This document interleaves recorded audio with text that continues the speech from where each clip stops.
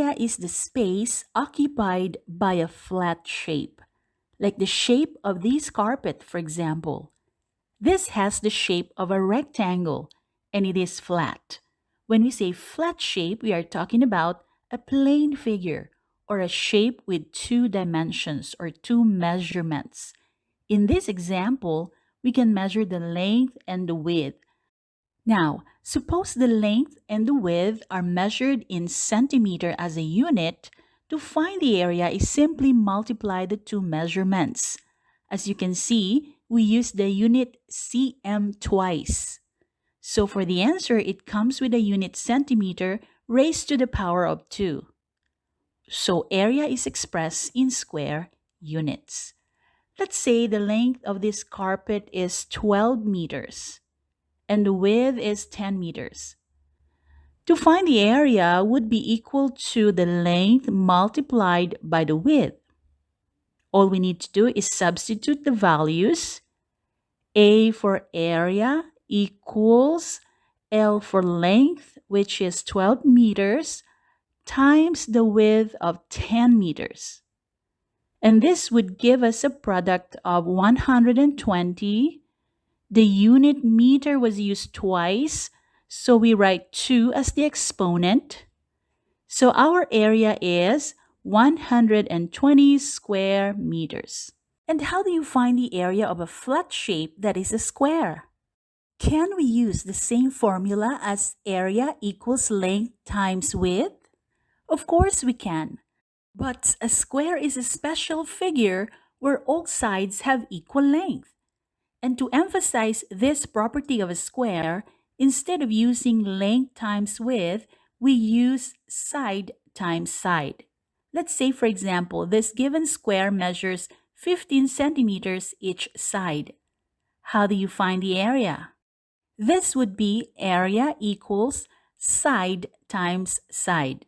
Then substitute the values.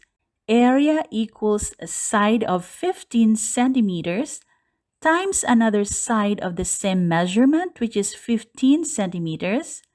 So the area would be the product of 15 times 15. This would give us a product of 225. The unit centimeter was used twice, so this will be written with 2 as the exponent. Our final answer, therefore, is 225 square centimeters. In our previous lesson, we said to find the area of a rectangle, we simply take the measurement of the length multiplied by the width. But what happens if a diagonal line is drawn from one corner to another corner of this rectangle? What is being formed? What have you noticed? From this illustration, you can see we made two triangles.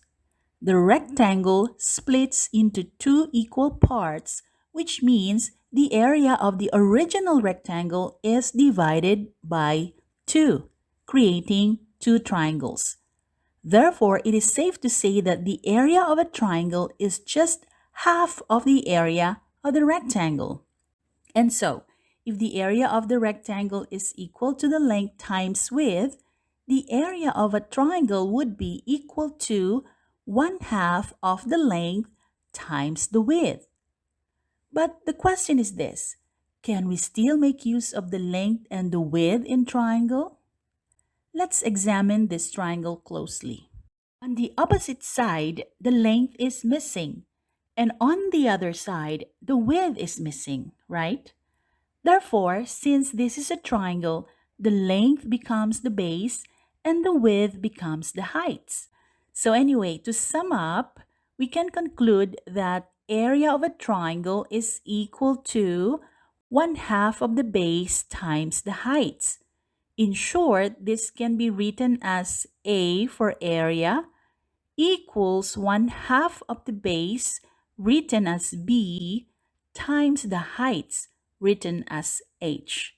The truth is, it really doesn't matter if you write B times H or H times B, because this will eventually have the same answer.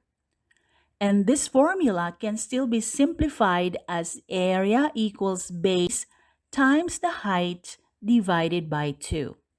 To further understand the concept, let's try to answer a few exercises. Find the area of a triangle with a base 30 centimeter and a height of 10 centimeters. To calculate for the area of a triangle, we have area equals 1/2 of the base times the heights. We can simplify this to area equals the base times the heights divided by 2. Then, substitute the values. A for area equals the base, which is 30 centimeters, times the height of 10 centimeters. All this divided by 2.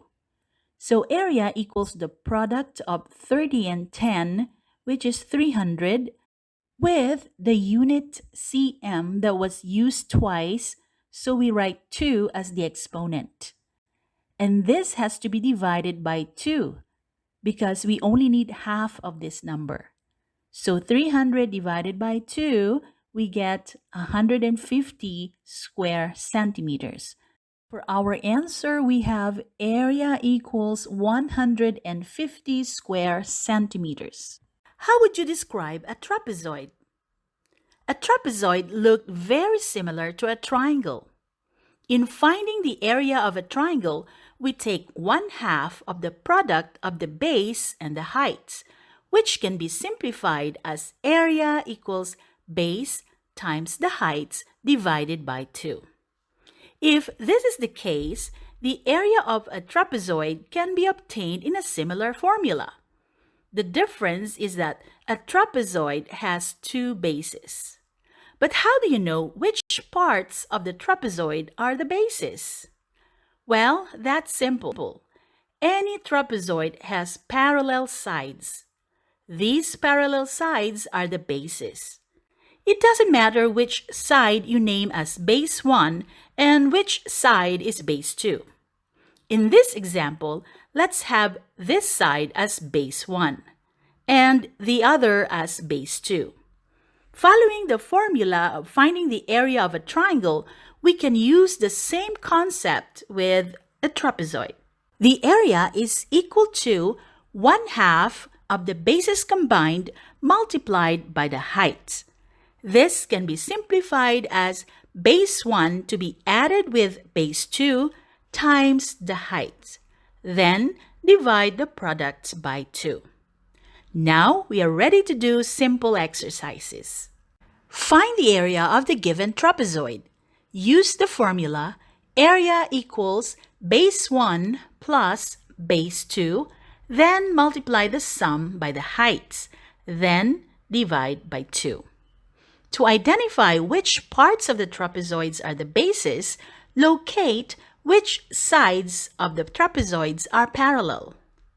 Then we add the measurements of these 2 bases. Let's have the side with the length of 5 meters as base 1 and 9 meters as base 2. Again, it doesn't matter if you switch the numbers. This won't change your answer.